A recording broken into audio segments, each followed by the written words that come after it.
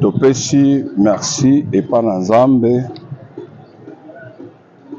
On a semaine mobimba. Oya ebandeli ya bakilte na biso. Komona depuis dimanche le 24 de tosalaki inauguration et lelo toza vendredi semaine mobimba Nzamba sungi biso pona ko passer kati na bakilte na biso. Tozo pese merci, nous sommes reconnaissants. Nzamba zwa lokumu, Nzamba kumisa makatikati na nyonso. Ote yende mutasali biso susu grâce ya kopesa biso quartier oyo ote communauté et zalape na église. C'est pourquoi tozo pesa Nzambe merci pour la pambola makati na nyonso kati na kombo na Yesu Kristo. Tozolobela na thème toza nango, thème na biso eza kolobela sur les dieux de saison. Tolobaki que saison eza une époque qui est caractérisée des événements. Les événements peuvent être en bien ou soit en mal. C'est-à-dire ekoko à l'époque oyo kutimba bazoleka na moment moka souffrance et ekoko comme appelle susu étape mosusu oyo kuti saison ya malamu eye kati na vie ya bato.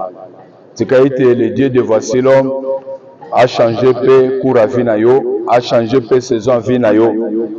C'est-à-dire soko ezalaki saison moko passe ya kolela ya kotanga na ba difficulté lokola Nzamba sali ko sur sa classe. Tikaite saison bénédiction bana na makambo etali misala. Saison bénédiction bana na makambo etali kobota. Saison bénédiction bana na makambo etali ba voyage réussite. Nde mateya tozolobela katikati na semaine mobimba. Nzamba sali biso grâce na oyo nyonso ese komaki e Nzamba ye kopesa biso saison mosusu oyo permettre biso ke to banda page mosusu a vie. Tika yo po banda page na yo mosusu a vie. Tozotanga Genèse chapitre 41 place toza. Genèse 41 verset 39 à 41 nazotanga na kombo na Yesu Christ. Toza ya kotelema. Et Pharaon dit à Joseph, puisque Dieu t'a fait connaître toutes ces choses, il n'y a personne qui soit aussi intelligent et aussi sage que toi. Puisque Dieu t'a fait connaître toutes ces choses, quelles sont ces choses? Eza explication oyo Joseph apesi na makambo etali bandoto Pharaon azwaki.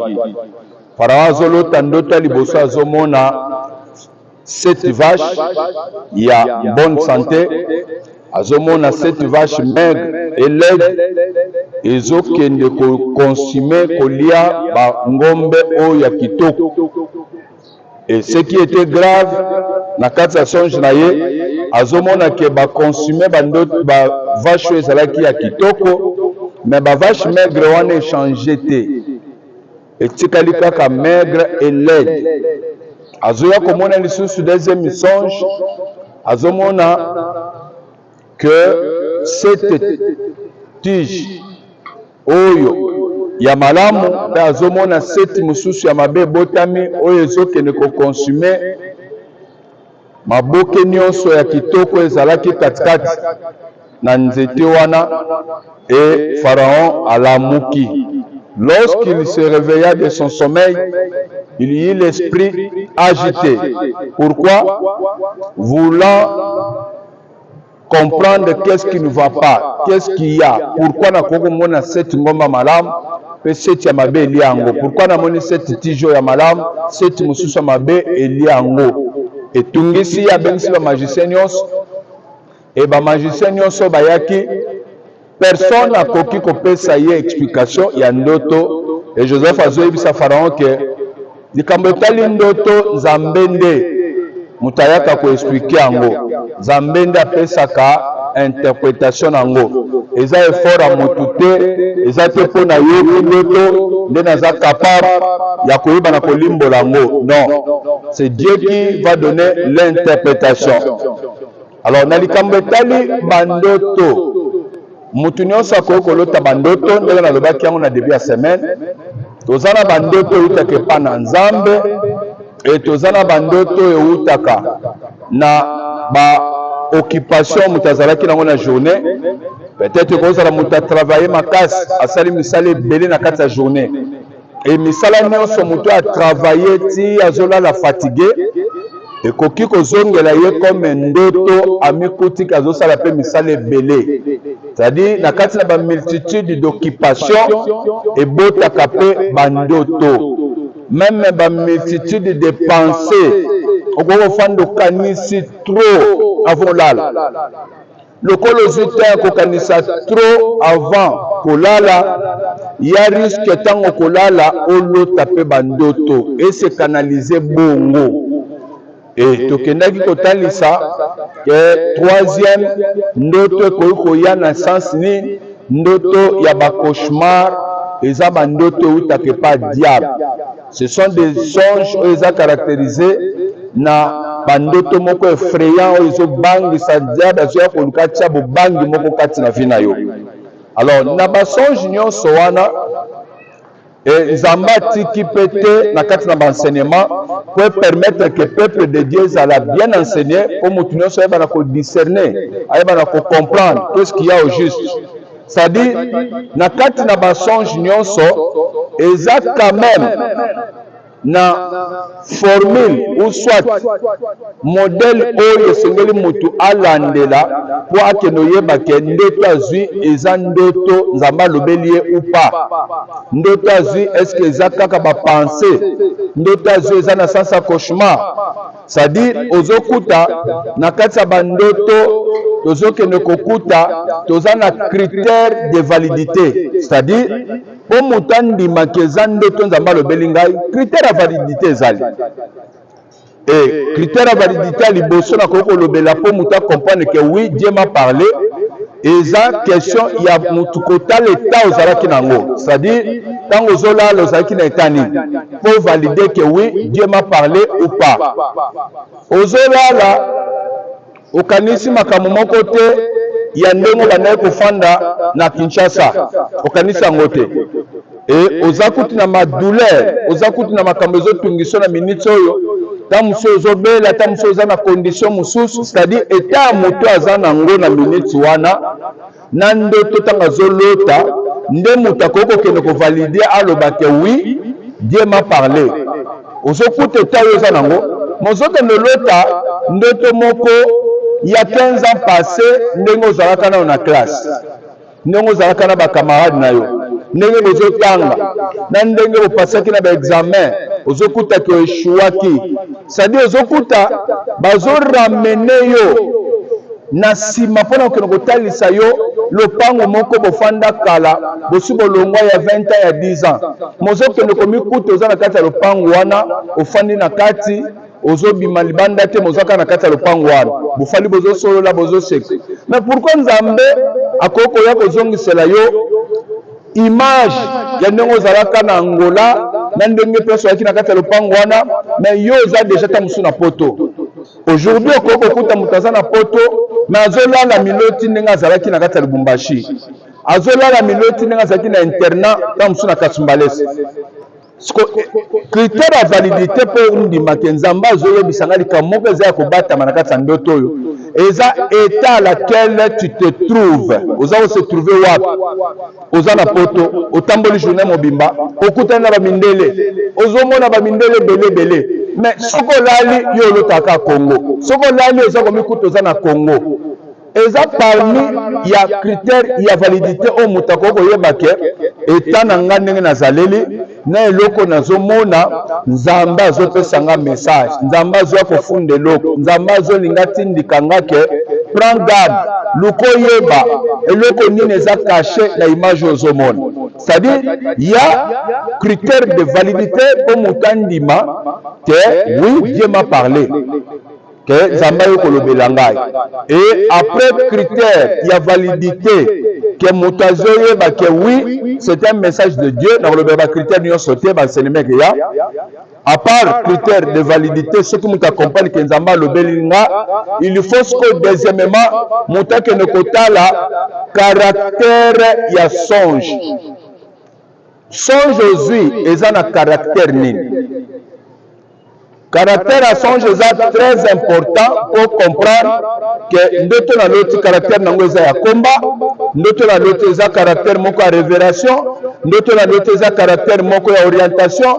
C'est-à-dire après critère ya validité on dit que oui Dieu m'a parlé, ozo que nokuta caractère ya songe peut ozo compter na kati ya ndoto oyozwi. Pourquoi? N'est que permettre oyeba ke na loti ba betinga déjà masasi. C'est-à-dire za kombe telemi. Na loti bazo poursuivre ngai. Nazo lota balingi bakanga na bakuluna. C'est-à-dire il y a un combat déjà etelemi oyo zotindika nga pe na prendre ba précaution rapidement pour na telemele loko na moni wana. Na telemela kufo na moni wana. C'est-à-dire na kati na ba songe ezana critère de validité, ezana caractère ba songe oyo eza très important qu'on enseigner na peuple de Dieu pour mutu nyonso azwa sérieux na ntango azomona eloko kolo soki sa pambola yo. Alors Pharaon azokende yebisa Joseph boy, puisque Dieu t'a fait connaître toutes ces choses, il n'y a personne qui soit aussi intelligent et aussi sage que toi. Je t'établis sur ma maison et tout mon peuple obéira à tes ordres. Le trône seul m'élèvera au-dessus de toi. Je t'établis sur ma maison. Donc, il faut expliquer le Koloba que le palais royal existe. Mais roi Zoloba a tué Joseph comme mokonzi même tina kati na ndako na ye. Ya tikali roi supérieur pa na ye, mais nyonso koko leka na kati na ndako ya roi Joseph nde azo décider likolo nango. Soki Joseph alobi nde bato nyonso fo batosa.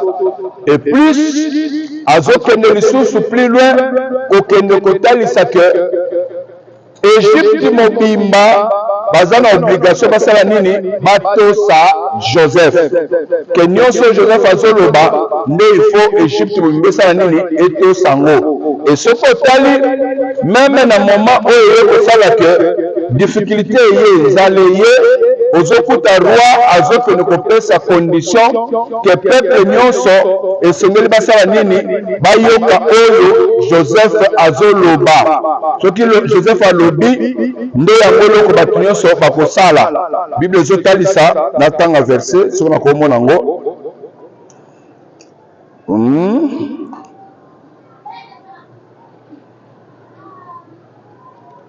dans verset 55, je pense. Attends 54, Nazokita. Et les 7 années de famine commencèrent à venir, ainsi que Joseph l'avait annoncé. Il y eut famine dans tous les pays. Il y eut famine dans tous les pays, mais dans tous les pays d'Égypte, il y avait du pain. Quand tous les pays d'Égypte furent aussi affamés, le peuple cria à Pharaon pour avoir du pain. Babandi ko sala ba marche, bazwa ko danga pa Pharaon pour bapesa bango solution ya mapa ya ko biloko. Pharaon dit à tous les Égyptiens: allez vers Joseph et faites ce qu'il vous dira.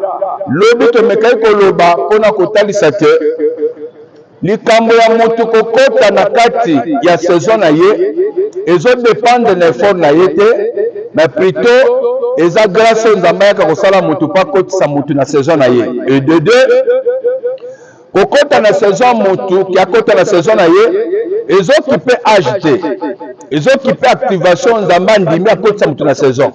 Et ici, Joseph avait 30 ans. Et dans 30 ans, il a dominé sur l'Égypte, sur la maison de Pharaon. L'Égypte est une grande puissance. Automatiquement, Joseph a dominé le monde entier. Pour Batouazo, Tabakana, là c'est Israël, Azalelo, Batouazo, Tamboka, Moussoupo, on a une solution à l'Égypte. Et à cette époque-là, l'Égypte, Bandaki, aux la grande puissance, n'est États-Unis, Azalelo. Et Joseph, à l'âge de 30 ans, a dominé Nicolas Nyos. J'avais dit ceci. Moutousoka sa continue la saison naïe, Azana kata saison naïe, Azam Mouto babundisaka te, mais Azam Mouto yo basutenaka. Soko le bio bundisa ye, il y a un risque au péril de votre vie. C'est-à-dire, il y a un risque beaucoup fa. Il y a un risque que vous allez écraser. Pourquoi? Parce que vous avez la saison et ceux qui nous amènent nous saison, beaucoup kanisa que vous bundisa moto, vous s'opposer na moto, nous allons s'opposer na nzambe, to koma bisika wana nyoso. Alors, tu remarques que le cas de Moutaza dans la saison, hier on a donné le conseil pour dire quoi? Il y a conduite à tenir aux Osenga na Mbatunion, ce bazar pour s'approcher, de cette façon, à la devant Moutoyo, à la saison. Conduite à tenir les années. Il lui faut obéissance, c'est-à-dire obéir à cet homme-là. Quand on dit obéir à cet homme-là, c'est-à-dire qu'on se laisser diriger, qu'on se laisser manier. Il faut omi boaka, omi kita, kia manier bino. Parce que il y a des salés-là, ces jeunes en bas précis, et ces gens-là, et qu'on va enlever bino nyon, se peut côté sa bino pe, la tête saison, on a peu la vie, et c'est le bino besoin. Là, c'est un. Et deuxièmement, se soumettre, on dit se soumettre, c'est-à-dire se subordonner, rester sous son pouvoir, que lui soit supérieur, et bino besoin assez.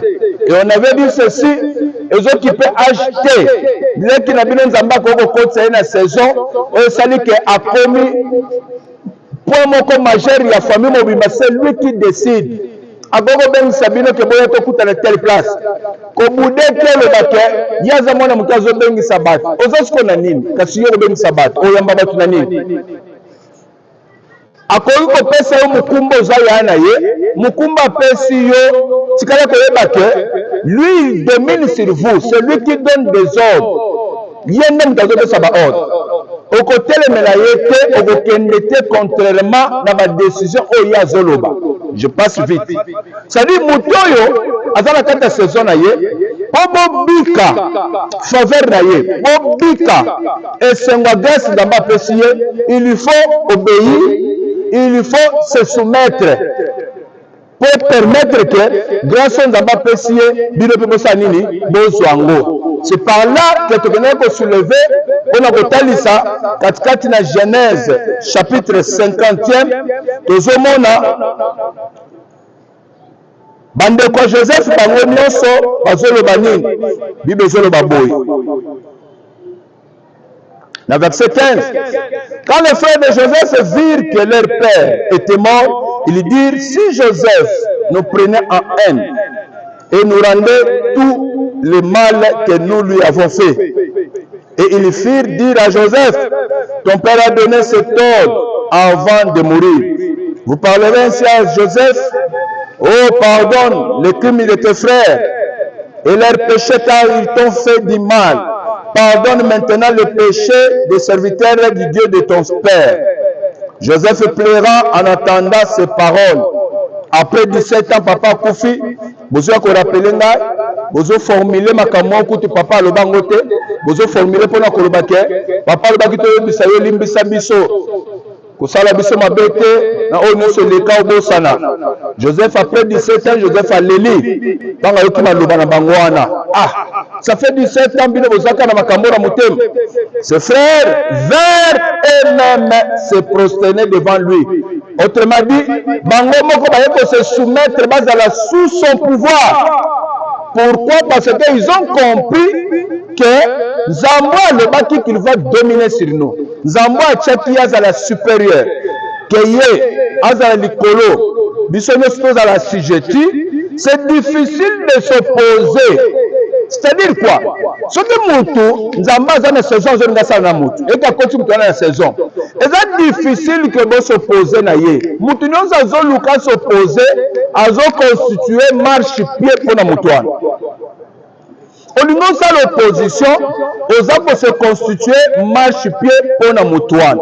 Et dans la même la politique, la vie sociale, vous allez trouver que Batunion so bakoko lukaba telemela moto azana kati ya saison na ye batone nde bazoza l'écraser pe bazoza l'écraser jusqu'au point que liwe peut faire bango ba disparaître complètement, c'est-à-dire liwe koko sala ke ata kufi vivante, mais sur le plan politique aux a complètement disparu, c'est-à-dire aux a détruit complètement dans musuna parti politique na bino et kufi kangami okuti ke nyo se écrasé de telle manière que batu bakoko zonga na ba né antérieur bakanisi ndenge gloire ezalaki ndenge makambo ezalaki pe bakomi na futur to pe na présent bakuti que vous êtes disparu.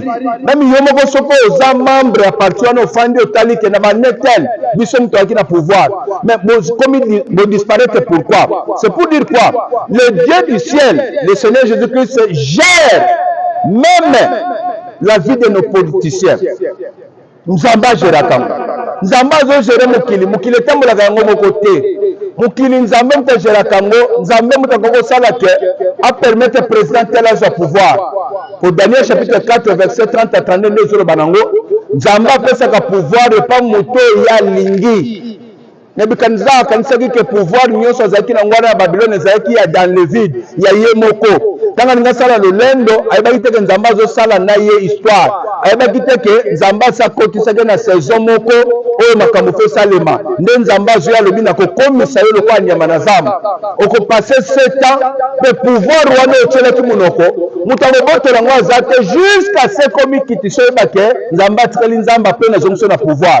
Et Nebuchadnezzar azala na kati na zamba azolia matiti lokola nyama et puis certains passants mutaboto le pouvoir azate. Pour dire quoi? Zamba boko pesa mutu pouvoir lelo, c'est dit Nzamba lobi mutu ana koko sala 20 ans. Ata batu batelemi bagangi ndenge nini. Okokuta matele nyonso batu bakosala. Ba marche nyonso batu bakosala. Soko mona moto na bango bandokita kaka et mutu ana zotika toujours na pouvoir.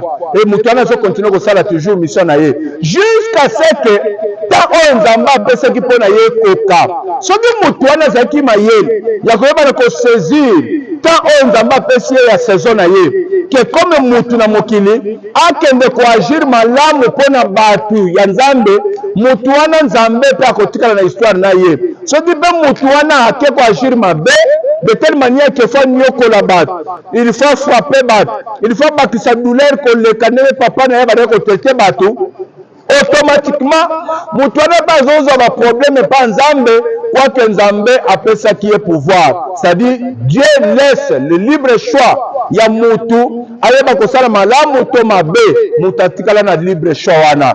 Mais Nzamba lobi pona malamu po ozwa bomoi. Alors bande kwa Joseph bazoya bango moko Bible ezolo banini se faire vers eux-mêmes se prosterner devant lui. Bango moko baye kofukama likambo kofukama oyo balota na kati ya ndoto ke bazogumamela Joseph liboso bagumameli ye tango bakangi bango nyonso comme baespion bayibi kopo or ya mokonzi. Awa bango moko baye kofukama bakangi bango na eloko te baforce bango na eloko te, mais lokola Nzamba atalisaki ke bango bakogumamela Joseph alobi eloko te azolela korevete maloba bango bazoloba bango nyonso baye ko se soumettre baye ko se subordonner bazala na se ya pouvoir ya Joseph. Pour dire que soki mutu aza na saison na ye kosala opposition te yaka ko se subordonner au bénéfice liaka lipa au bénéfice gérer au bénéfice notoriété oyo aza nango po bino pe bobanda mata bobanda pe kosala bakombo lokola ba saison échangeaka soki ye pa yeba ki kozwa ba précaution bien bino nyonso na bozala provision na ye lobi po lobi ye pa kokokola kokolemba mais bino bokokoma force na ye oyo bokomi provision ya kosala nini ya kofaire vivre kombo na ye ya kofaire vivre communauté ya kofaire vivre mosala nyonso bozosalela nzambe. Ses frères vers eux-mêmes se prosternaient devant lui, pour se soumettre, pour se subordonner, et il lui dit, nous sommes tes serviteurs. Namakamu na nzambe bato bele balingi te bazala ba serviteur et pas bato mosusu. C'est-à-dire mutu nyonso surtout so mutu sa komi mosala nzambe, surtout so mutu sa komi pasteur. Tozu grâce à diriger la pasteur. Tozu grâce à kokamba na mukumba nzamba pesi partout na zoleka. Kokamba ba pasteur pour ça ba profession ba pesanga ya tango nyonso. C'est-à-dire zelo ka forcer te. Okokuta baninga ba pasteur baza difficile quand il mamutu à gérer. Même na mutu akoko za la novice azamuta sika. Même connaissance moko zate kaye la préséance existe. C'est-à-dire ça na bato ba banda kala et il faut qu'on respecte. Biso to bandi bozo ba charge ya ko kambe bis depuis 2008. Toujours la charge, je me souviens encore, je venais chez pasteur François, mon père spirituel, pour y senga service de délivrance dans l'église, place toujours dirigé. Et ce jour-là, pasteur François Pessangaï, papa Alain Kabeya, Oazalelo, apôtre, Azana église, Nakati, na Pointe-Noire. Papa Alain, Serouana Zalaki, Mercedes, Soyaka Otika, Ezaka 190 ya rouge. Et il y a ça la service, il y a Matthieu Moka de délivrance à l'église. Et puis, tant que Zolinga Zonga, jour à Zolinga Zonga, Pinet Toboka Libanda, sans qu'il y ait Bazoté à Nakati, mais Pinet Toboka Libanda. Et tant que celui-ci Moussala, Kokenda Kei, Nazongi n'a pas qu'on remercie pasteur François Ndenga Tindela Kibisoye, c'est lui un serviteur. 3 jours après, Nzamba Zola Tsangai, que papa Alain, a qui est banda ministère, a qui est Sala Moussala quelque part. N'ayant vu ça pasteur François, Nzambe a sunga kinga na betel sur papa Alain te. N'ayant betel sur papa Yemoko. Nabi papa tellement qu'on a mon. Mais ce jour-là, j'ai été enseigné et tikali tilelo na kati na vinanga, makamu pasteur François Yebisa Kangai. Tikali secret, les enseignements mobimba. Et je peux s'en même confiance que Tiazolo Banangai, que Yozo Kende Katanga, pour nous salanzam, Azotin Danga, Nazalaki na confiance pour naïbike, Ayaki Koloba Pambate, Sokin Zamba Yebisaki était. Parce qu'avant Yaya Koloba le 6 janvier, Ayako le bango déjà des serviteurs na kata kalembele balotu bandoto ba yebisinga papa to moni batindio pa père OK bande bis quelque part pasteur Lik Luambo Ramazan azolo tandoto complet aya yebisinga ngo 3 ndoto et tant que aussi ça décembre le 6 janvier nde pasteur azotel mana réunion azoloba pasteur Mikael Mutazokende ko diriger dans Katanga et j'avais confiance que papa koko ya ko le battre ce qui nzamba yebisiete. C'est-à-dire, j'ai été enseigné, même j'avais beaucoup de confiance, ne parlant n'andima même, moi sinabana, balandanga, parce que je savais que, et le papa lobi, et zao utake panzam. Et pour confirmer que Zalati saison d'ambazo Samutu. Et quand je suis arrivé, la commune Sikoyo, nous sommes comme Bitumba, on a l'inauguration le 24, et le Kanaki, et l'église est disparue, mais Nzamba sali que tunique a plusieurs couleurs, et Baluka qui disparaît. Nzamba Zongi Sangwa. Vous pouvez voir la grande CAC Kamalondo. Les Akana, Nzamba sali que Zongao. Pourquoi? Parce que Zambé Moutasalini a tamboussi makambo nyonso pour comme à niveau. Pour dire quoi? Ce que Nzamba a tamboussé l'eau et que Moutalingi a se constitué comme obstacle. Alinga tellement pas s'opposer. A comment kanisaka tellement le moutou? A comment kanisaka tozo bundisa moututel? Mais nous quand bundisi était. Mais bozo bundisa nde Nzambe oya tindi mutuana et puis Nzamba kozwa bino nyonso ndenge bandeko Joseph Bazalaki Nzamba kozwa bino nyonso lokwa bosala mutema mabe bosaleli zuwa, nzambe ozabino nyonso bokomi marche pied. C'est pourquoi dans la vie, évitez de combattre, évitez de combattre, musala nanzam, pour éviter. Source, la makambo de Salamana, nani mutazotinda. Si c'est Dieu, vous risquez au péril de votre vie. C'est pourquoi, ce qui mutazana kat, il y a saison aye, comme kate que obundi sango. Batu nyonso babundi sango, babima comme ba rebelle, bakutana que vina bangoza détruit. Et pour votre information, tout ce que l'homme aura semé, il le moissonnera. Qu'est-ce que vous avez semé? Au semé nini? Parce que dans ma nzambe, nzamba landaka, mutu pa sali po futaye. Soko zo semé eza mabe, yeba ke nzambe pa ko futo li futi nango. Soko zo semé eza malam, nzambe pa ko futo o eza malam. C'est pourquoi mutu na mutu lokola za étoile na ye, azape na mission o nzamba pesiye, eza inutile que ngana combattre mutu songolo. Eza inutile po oyo nzamba pesi ya sala. Ngana osala ngote. Grâce à nzamba pesi ya po ya kokisa mission na ye. Eza grâce à nzamba pesi katiranga te. Na kozala jaloux et pas mutu pourquoi? Na kotelemele pourquoi? Po kaka vina ngana comme marche pied na ye. Po vina ngai efuta ngape o ngana sala ke pa bat. Ndeba ya ba bango nyonso balobi toyeko fuka mela yo, toyeko mikitisa. Ah, ils ont maintenant compris qu'il faut adhérer à la vision Joseph. Il faut l'obéir. Il faut qu'on répare photo de salaki, qu'on répare un peu qu'on a ça y est, botambo na oya lingi. Et batu nyonso batika laka na position combat rebelle que dit la parole de Dieu. Mutu nyonso zolinga se rebeller, mutu nyonso zolinga telemela, muto ya zana kata saison na ye Bible zolo baboy. Nazotanga na kombo na Yesu. Nombre chapitre 16. Premier verset, Nazokita. Corée, fils de Jitsela, fils de Kéat, fils de Lévi, se révolta avec Dathan et Abiram. Se révolta contre qui? Contre Moïse et Aaron. Or, Moïse et Aaron, Zambalobi, Natindi et Moïse. C'est-à-dire, Moïse avait le mandat Yanzambe. Et plus loin, Zamba Yebisiye, Zoa, Okokutanande Kono Aaron, Akozala ton prophète. Yokozala Nzambe Panaï, Akozala ton prophète. Et Aaron faut consacrer comme sacrificateur. C'est-à-dire, et Moïse et Aaron, devant Israël, Bazana Bato, il faut diriger Bango, oh Bazana mandat. Ndeloko Chapati. Katikati na Corée Dathan pe Abiram. Ndeloko Chapaka mingi. Katikati na famille, katikati na entourage, katikati na communauté, mutu moko azana mandat ya saison na ye, batu baza ko sala opposition, batu bazo ko ba telemela.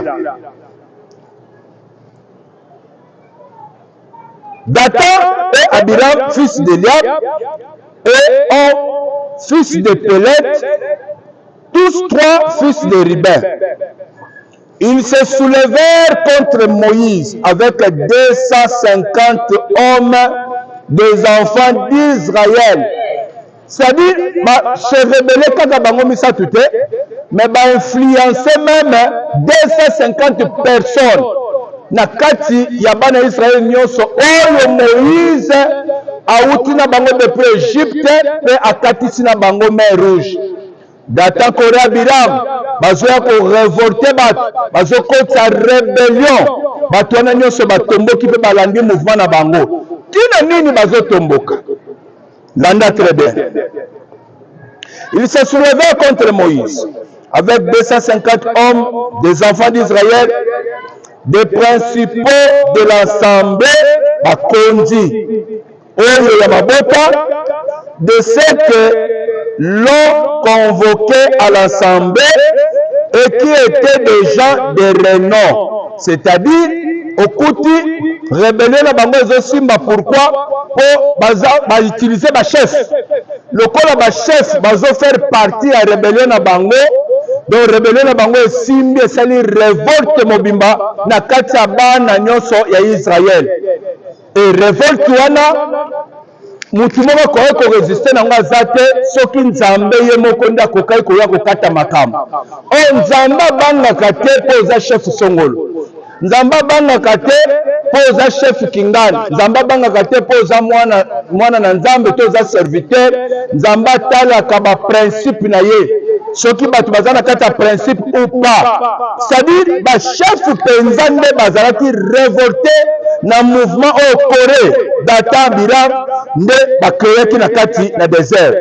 Ils s'assemblaient contre Moïse et Aaron et leur dit quand est assez dans toute l'assemblée tous sont saints biso nyonso toyaba sala nzambe c'est-à-dire mpona bango moto nzambe akozala bengi liboso comme Moïse azate donc la préséance ezate le quoi se retrouver biso nyonso bapasteur moyo yeba te pasteur aza moto akala faut respecter préséance ezate oyo aza mosala nzambe tokuti na kati ya mosala nzambe ye azolakisa biso meme bible azolakisa biso makambo ya nzambe dans la foi meme bible ezolakisa ke fo kotosa baoyo bazosali baza koenseigner biso bazolakisa biso makambo ya nzambe mokuti soki bato baza emporte na vie baza emporte na koluka égalité koluka toujours bango mpe bazwa place oyo ozozwa wana batelemi bazoloba bato nyonso baza saint biso nyonso basantu biso nyonso bana nzambe n'est-ce pas que toza bana Abraham biso nyonso oui biso nyonso toza na église toza bana nzambe bato nyonso baza na manda ndenge moko te bana nzambe nyonso na kati na église elingi koloba ke okotelema liboso oyo batize bato oyo mpo opamboli bato mpo oza mwana nzambe mpo oza mosantu non na kati na église limite ya moko na moko ezali mpe so bato bakoki kokoma na mpe so bato bakoki kokoma te ezalaka mais Corée na Dathan Abiram bango bakipa yango te bango bamoni basala oyo bakoki kosala babi bato nyonso baza basantu moko aza mopagano aza te et l'Éternel est au milieu d'eux. Pourquoi vous élevez-vous au-dessus de l'assemblée de l'Éternel? Pourquoi yalinga kamba biso? Pourquoi yende mutu faza la place wana? Il faut te telemelaye, to boya esimba te, to compliquer ngo, to boya réussir te. Vous pouvez comploter, beaucoup ça la nyos. En tout cas, comme un bon enseignant, un bon dispensateur de grâce, nous allons comprendre le bandam matin dimanche, nous allons continuer la semaine. Et former yo, et faire comprendre ma kamanzambe yo pozo ngo pesa pa batu mususu. C'est-à-dire, nzambe soka zana poza sala na mutu loko, ato opposition ya sorti nini. Ato opposition ya par rapport ya manque de connaissances, ba entraîner na kata potopoto, ba entraîner na kata salité. Okosala ngo nokozali futi nango. Corée na Dathan bazoloba biso nyonso basa mpe nzambe aza kati na biso pourquoi yo oza koseleve kati na biso bino bolingi bokambaka biso s'il faut poser des questions na Corée na Dathan na Abiram est-ce que Moïse na Aaron bamitiaki mpo bakoma bakonzi epai na bango est-ce que bato wana bango moko bamitindaki ti bamati na avion bakoti na kati ya avion ti baya kokita ti na katanga est-ce que ezalaki dans le vide biye utapa nani oyo esala te batinda mutu ta musa kitao biye uteke pa nani Corée na Dathan balobi vous vous levez au-dessus de nous pourquoi boza ko se lever likolo na biso pourquoi biso nyonso toza basante biso nyonso nzambe aza kati na biso pourquoi bino boza ko se lever Moïse et Aaron nzambe nde mutu aeleve bango au-dessus ya peuple wana. Dans la vie, ce n'est pas que Moïse n'a pas kamba yo pas kamba batute. Pour yo sali ndeko futa yo. Yo sali ndeko futa yo. Et puis plus on se comporter bongo batwana ba disparaîtra ka. On peut bunga ko disparaître. Pourquoi? Parce que les aïlos même pas si pour l'obéir que son moyen que c'est sous Moïse pardon, ou que c'est Aaron pardon, et surtout qu'on révolter peuple de Dieu, qu'on connaît un niveau qui, bon nous comme ça nzambe beba, boko bungi sabandimi abat, bandimi bakoko bunga, église kangane bebi, et sambo bandimi bakei, mais ce qui nzamba yé a jugé. Azotala ke soki moteur basalaka boye te nde bandimi bakete bandimi nyonso bakoki kobunga wana mosusu mpe akokenda kufi mosusu mpe akomi mopagane ekozala na motu ya nani? C'est pourquoi église babundisaka yango te. Nde nzambe alobi ne touchez pas à mes oins. Église babundisaka yango te. Église babundisaka yango te. Ozokuta mosusu aza mwana devant yo, devant Dieu nzambe azobimisa ye aza mwana, mais il se prend le courage car abundisa Moïse, abundisa Aaron. Mais devant bango bato azaki nani? Basa ba père devant bango. Et c'est ça la logique. C'est ça la logique. Il s'assemblait contre Moïse et Aaron et leur dit: Biso reçoit la sainte, Zamazakati na biso, pourquoi vous avez se lever pour la biso? Quand Moïse y entendit cela, il tomba sur son visage. Il parla à Corée et à toute sa troupe en disant: demain l'Éternel fera connaître qui est à lui et qui est saint, et il le fera approcher de lui. Il fera approcher de lui celui qu'il choisira. Faites ceci, prenez des brassiers, Corée et toute sa troupe, demain mettez-y du feu et posez-y du parfum devant l'Éternel. Celui que l'Éternel choisira, c'est celui-là qui sera saint. Qu'en est assez, enfants de Lévi, suite à vos comportements. Moïse dit à Corée: écoutez donc, enfants de Lévi, est-ce trop peu pour vous que le Dieu d'Israël vous ait choisi dans l'assemblée d'Israël en vous faisant approcher de lui, afin que vous soyez employés au service du tabernacle de l'Éternel et que vous vous présentiez devant l'assemblée pour la servir? Il vous a fait approcher de lui, toi et tous tes frères, les enfants de Lévi, et vous voulez encore le sacerdoce. Babengi bino botikala na mukumba songolo, bino bolimbo zwa lisusu na onzamba pesiote. Bibezo ba mutu moko ta s'attribuer oza honneur songolo, onzamba pesiote ko lukato muzwango na makasi. Ko lingato koma na ngona makasi. Po zwango e fandeli okanga boye dans le vide, e fandeli okanga boye kilo, ozokuta na mayela ko sana nango eloko ezate, ozoyeba to ko bandela wapi po ko suka nango wapi, onzamba ponaka bato apesi mayele, bato bakoko telema pe bakoko défendre ye, bato ya koko tinda bango basala eloko pe eza ko influencer bato nyonso. Soki nzambe na rameno na moma wana te, bakoko pe soki bokonzi osakaneli yango ti pe babomio na pouvoir okufi ti nzambe akebimisa roi mosusu oyo ako remplacer place wana. Bino bakoma wana lisusu sacerdoce. C'est à cause de cela que toi et toute ta troupe, vous vous assemblez contre l'Éternel. Vous s'assemblez contre Moïse et Aaron. Mais Nzokande, Moïse a zoli mbolela bango, bino botelemeli nde Nzambe. Konga muna kutana na Nzambe na ngomba ya Sinaï bino bozala te. Et puis na yeko kutana na Aaron nde Nzambe atindaki ye na pesi ye vision oyo esengeli totambola nango. Bino bokanisi bozotelemela nga, nzokande bozotelemela Nzambe. Car qui est Aaron pour que vous murmuriez contre lui? Qui suis-je? Qui suis-je? Autant murmurer contre Ngaï. Moïse a envoyé appeler Dathan et Abiram, fils d'Eliab, mais ils dirent: nous ne monterons pas. Okuti ke yonde mokonzi, yonde motoyo kambabat, obengisa bat, obengisa réunion, okuti batu babudeyo, okuti batu baboyi, okuti batu basabote, batu bakoyate. D'accord, vous pouvez faire ça, mais demain, vous allez payer ça. Pourquoi? Parce que ce que vous avez semé, vous allez aussi les récolter. Le coup le semé bon, vous récoltez en haut. Le coup le semé rébellion, vous semez que boya, et le mandat vous allez récolter, vouloir ou pas. Aujourd'hui, il y a beaucoup comme pasteur, vous comprenez le Moussala Nzam, ndema kambo ezalaka, ndema kambo tambolaka, ndenge satana landakabat, ndenge Nzambe pas l'exakabat une école. Vous allez comprendre qu'est-ce qu'il y a, qu'est-ce qui se passe dans quatre ministères. Moïse a tenu babenga bango na rang Moïse comme supérieur aux okuta Dathan, Abiram et Corée bazo répondre: nous ne monterons pas. Togoyate ba rencontre de okuta na naeli sous te, on va tout saboter, on va tout contrer, on va tout faire. Même à tel que il y a le bilikambo, photo contrango. Il y a meko publier loko, photo contrango. A meko publier affiche, n'a pas fait publier loko, moi on a tout fait pour contrer. C'est bon, on commence à l'ango. Mais Nzambo yaka koloba, Nzambo atala kamtema mutupa gisma abat. Il va vous payer.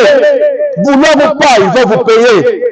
N'est-ce pas ce que tu nous as fait sortir d'un pays où coule le lait et le miel pour nous faire mourir au désert sans que tu continues à dominer sur nous? On m'a dit biso, on l'a dit que tu n'a pas coule le lait et le miel. Ce qu'on fait dans biso place autonomie to kufa biso nyos. Et yo continue à dominer le corona biso to kufa. Est n'est pas dans un pays où coule le lait et le miel que tu nous as menés. Ce ne sont pas des champs et des vignes que tu nous as donnés en possession. Penses-tu crever les yeux de ces gens? Nyonso le baki wapi yango. Okanisi ke obomimi sa batu nyonso. Bamona te ke le baki likambo pe to mona ngote. Nous ne monterons pas to boudeyo.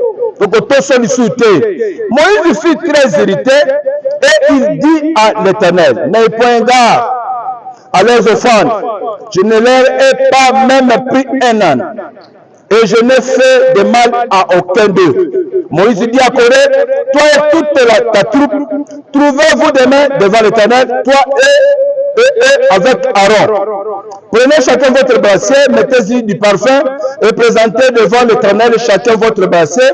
Il y aura 250 bracelets, toi et Aaron, vous prendrez aussi chacun votre bracelet. Ils prirent chacun leur bracelet, ils mirent du feu et ils posèrent du parfum et ils s'étèrent à l'entrée de la tente d'assignation avec Moïse et Aaron. Et Corée convoqua toute l'assemblée contre Moïse et Aaron. Quand Moïse avait convoqué, Azana Posa, Ayamba Batupanaye, Batubaya Kotosa, Manda Yasanango, Corée n'est pas convoqué côté Naye. Corée n'est pas convoqué par réunion Naye. Keboya côté Nangai. D'accord. Nabiremi Balemel Mitazana Manda ko convoqué réunion. Corée pas convoqué réunion Naye. Moïse a convoqué réunion, Corée peut convoquer réunion Naye. Et Corée convoqua toute l'assemblée contre Moïse et Aaron. À l'entrée de la tente d'assignation, alors la gloire de l'Éternel apparut à toute l'assemblée. Kuna Moïse a bengisi, Batuboya, Corée pas bengisi Batu. C'est comme si Bissonosto qui n'a pas ensemble, Bissonosto va pouvoir nous diriger. Il n'y a pas bengisi Batu Naye. D'accord, Corée. Problème est athée. Et l'Éternel parla à Moïse et à Aaron et dit, alobeli Corée, alobeli d'attente à Bilamité, Zamba kendaka koloba na mutu, o ya pesi manda, o ya tcheli beso batunyos, Zamba ya zolobela, Moïse, alobeli pe Aaron, séparez-vous du milieu de cette assemblée et je les consumerai à un seul instant. Moïse, ils tombèrent, Moïse et Aaron, ils tombèrent sur leur visage et dirent, oh Dieu, Dieu des esprits de toute chair, un seul homme a péché et tu t'irriterais contre toute l'assemblée. L'Éternel parla à Moïse et dit, parle à l'assemblée alors, parle à l'assemblée et dit, retirez-vous de toutes parts, loin de la demeure de Corée, de Dathan et Abiram. Moïse se leva et alla vers Dathan et Abiram, et les anciens d'Israël les suivirent. Il parla à l'assemblée et dit, éloignez-vous des tentes de ces méchants hommes et ne touchez à rien de ce qui leur appartient, de peur que vous ne périssiez en même temps qu'ils seront punis pour tous leurs péchés. Ils se retirèrent de toutes parts, loin de la demeure de Corée, de Dathan et d'Abiram. Dathan et Abiram sortirent et s'étèrent à l'entrée de leur tente avec leurs femmes, leurs fils et leurs petits-enfants. Moïse dit, à ceci vous connaîtrez que l'Éternel m'a envoyé pour faire toutes ces choses et que je n'agis pas de moi-même.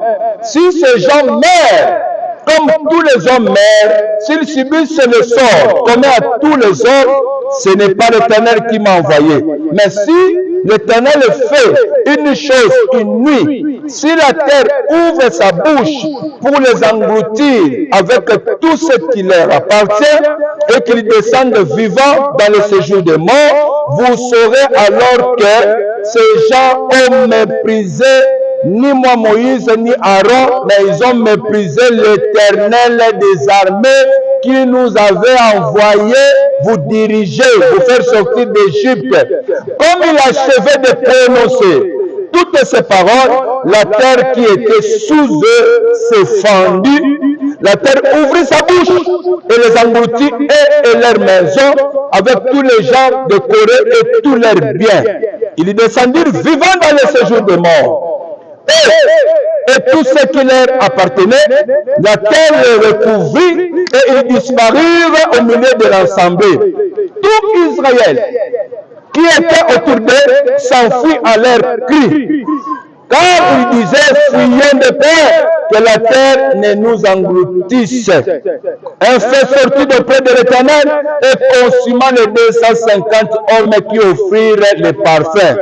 Et l'Éternel parla à Moïse et dit, c'est-à-dire, Batunyoso va se révolter, Batunyoso balandaki Corée data ya Biram, Bible ezotali sa conséquence na bango, à force ya s'opposer na kati na saison ya Moïse na Aaron, ebomisa Corée data Biram, ebomisa 250 personnes oyo ba se révoltaki.